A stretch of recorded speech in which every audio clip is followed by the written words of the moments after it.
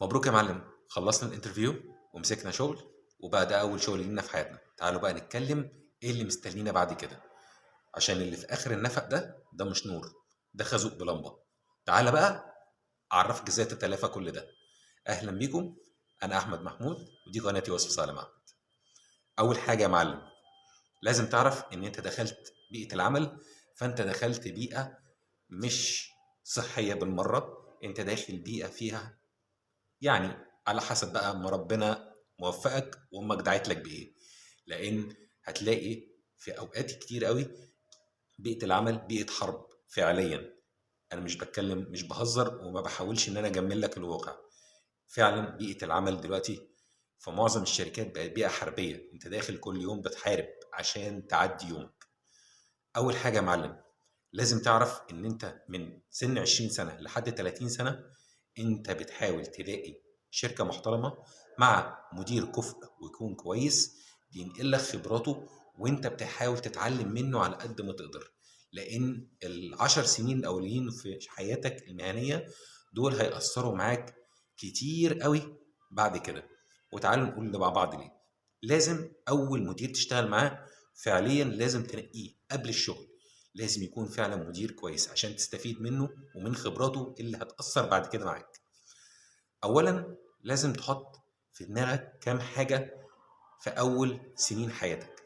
أول حاجة، أنت دخلت الشركة، ألف مبروك طبعا.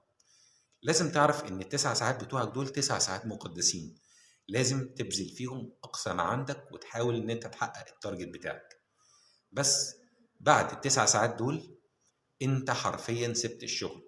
حياتك المهنية بتقف بعد التسع ساعات دول. ساعة واحدة بعد التسع ساعات دول لازم يكونوا بتمن، لازم يكونوا بفلوس. ما تحاولش ان اي اوفر تايم ليك يكون ببلاش، لان انت كده بتدي مجهودك وصحتك وفلوسك لشخص تاني. انت اولى بيه، انت اولى بالجنيه اللي انت هتديه لواحد تاني مهما كان الحد ده مين. تاني حاجة، التاسك بتاعك بيخلص بعد التسع ساعات. تسع ساعات ودقيقة ما ينفعش ان انت تاخد التاسك تخلصه في البيت، حتى لو مديرك طلب منك كده. ما ينفعش. التاسك جوه المكتب، جوه الشركة، جوه المكان اللي انت بتشتغل فيه. ما تحاولش تاخد التاسك تخلصه في البيت، لان ده بيقضي تماما على حس الابداع بتاعك. انت طول ما انت حاسس ان انت في ستريس وان الشغل معاك حتى في بيتك، انت حتى مش هتعرف تبدع في الشغل، لان انت فقدت الجزء المهم جدا في حياتك اللي هو حياتك الخاصة. لازم تهتم بحياتك الخاصة مهما كانت، حتى لو كانت تافهة. حتى لو انت بتخرج بعد الشغل ده تروح تلعب باليه مائي، لازم تحط في دماغك ان انت شغلك ده تسع ساعات. بعد التسع ساعات ودقيقة انت في حتة تانية خالص، انت بره الشغل، كل حاجة انتهت. امتى تعمل كده؟ ساعة لما تخش تبصم تاني يوم انت خلاص سبت حياتك الشخصية ورا منك ودخلت الشغل. حاجة كمان يا جماعة، بعد العشر سنين الاولين دول انت اكتسبت خبرة لا بأس بها.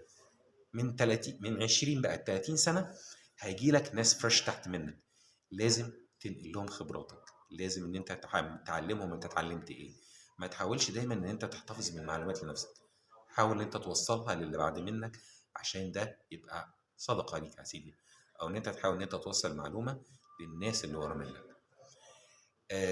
بعد كده يا جماعة، بعد العشر سنين وعدينا العشر سنين خبرة وبدأنا ان احنا نوصل المعلومة لحد تاني، نحاول دايما يا جماعة من 30 ل 40 سنة نحاول نوظف فترة الخبرة دي في بيزنس يكون لينا. هقول لك ليه. أولا أنت طول عمرك من فترة ال20 سنة لحد ما توصل ل40 سنة أنت شغلك حرفيا مش هيخليك غني. عمر ما في شركة هتخليك غني، لأن الغنى ده معناها إن أنت هيكون ليك رأي خاص بيك.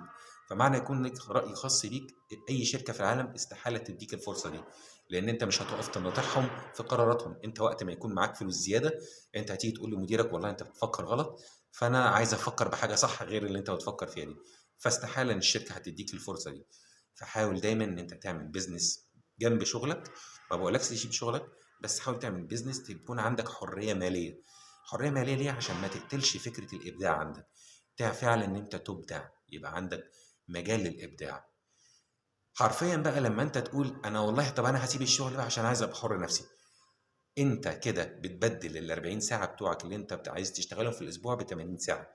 حرفيا هتتحول من عبد بيشتغل 40 ساعه بالاجره، وسوري ان انا بقول لك ان انت عبد، بس انت عبد فعلا بالاجره لمده 40 ساعه في الاسبوع، لعبد لشغلك 80 ساعه في الاسبوع.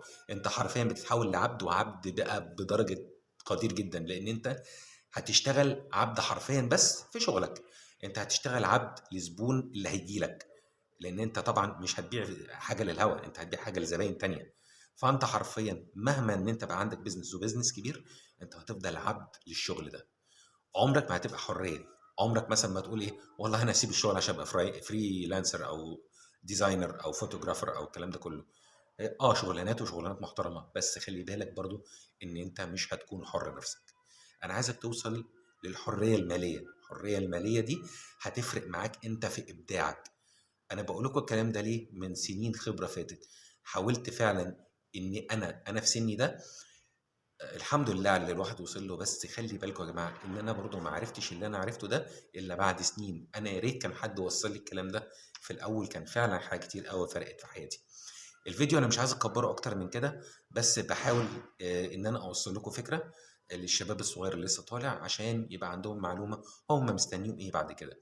لو انتوا عايزيني اكمل في الجزء الثاني من الحلقه دي، اكتبوا لي تحت في الكومنتات، واشوفكم دايما على خير. مع السلامه.